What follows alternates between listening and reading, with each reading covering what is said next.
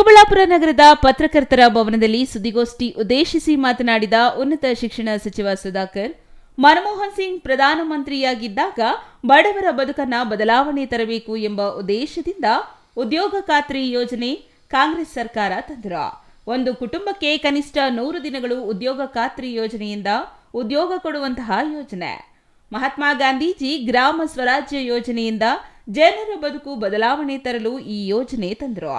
ಗಾಂಧೀಜಿ ಅವರು ಅಹಿಂದ ಮಾರ್ಗದರ್ಶನದಲ್ಲಿ ದೇಶಕ್ಕೆ ಸ್ವಾತಂತ್ರ್ಯವನ್ನ ಗಳಿಸಿಕೊಟ್ಟವರಲ್ಲ. ಅವರ ಹೆಸರು ಯಾಕೆ ಬದಲಾಯಿಸಿದ್ರಿ? ಬೇರೆ ಯಾವುದಕ್ಕೆ ರಾಮನ ಹೆಸರು ಇಟ್ಟುಕೊಳ್ಳಬಹುದಿತ್ತು? ಅಯೋಧ್ಯೆಯಲ್ಲಿ ತರಾತುರಿಯಲ್ಲಿ ರಾಮನ ದೇವಸ್ಥಾನವನ್ನ ಕಟ್ಟಿದ್ದೀರಾ, ಆದರೆ ದೇವಸ್ಥಾನ ಸೋರುತ್ತಿದೆ. ಬಿಜೆಪಿ ಅವರ ಉದ್ದೇಶ ಒಳ್ಳೆಯದಲ್ಲ. ಧರ್ಮದ ಹೆಸರಿನಲ್ಲಿ ಒಡೆಯುವುದು ಅವರ ಉದ್ದೇಶ.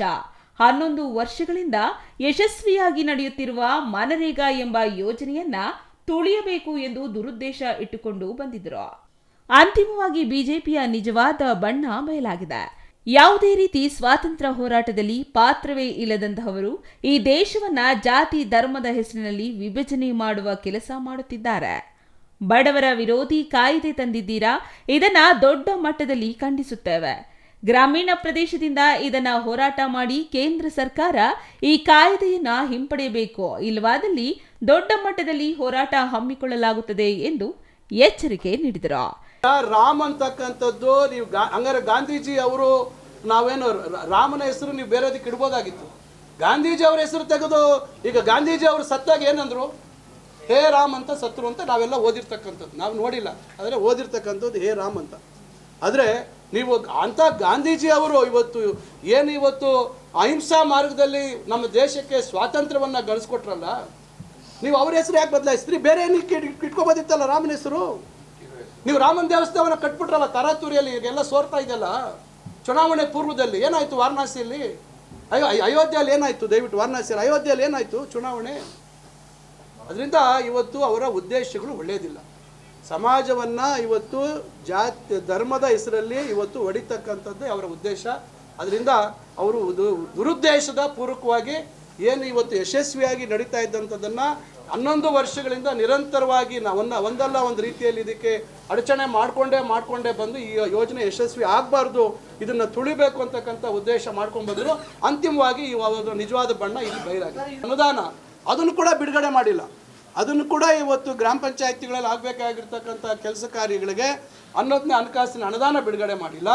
ಇವತ್ತು ತಮಗೆ ಜಲ್ ಜೀವನ್ ಮಿಷನ್ ಬಗ್ಗೆ ತಮಗೆ ಗೊತ್ತಿದೆ. ಎಲ್ಲೋದ್ರೂ ಹರ್ ಘರ್ ಜಲ್ ಅಂತ ಹೇಳ್ಕೊಂಡು ಓಡಾಡ್ತಾರೆ.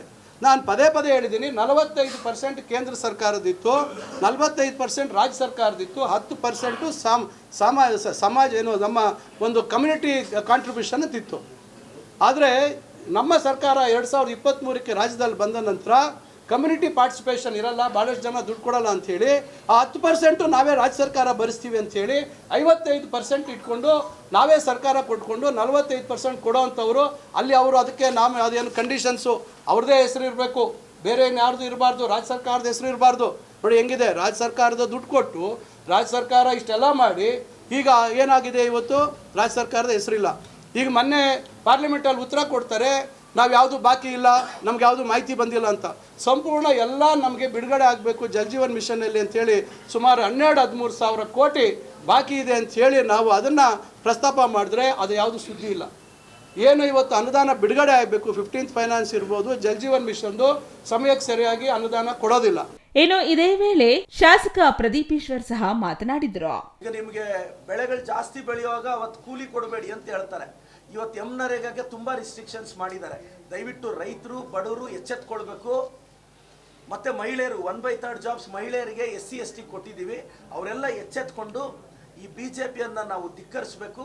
ಈ ಹೆಸರನ್ನ ಖಂಡಿತವಾಗಿ ನಾವು ವಿರೋಧಿಸ್ತೀವಿ, ರಾಜ್ಯಾದ್ಯಂತ ಪ್ರತಿಭಟನೆ ಮಾಡ್ತೀವಿ ಅಂತ ಹೇಳ್ತೀನಿ sir. Toudanahalli Ramesh, CTV news, Chikkaballapur.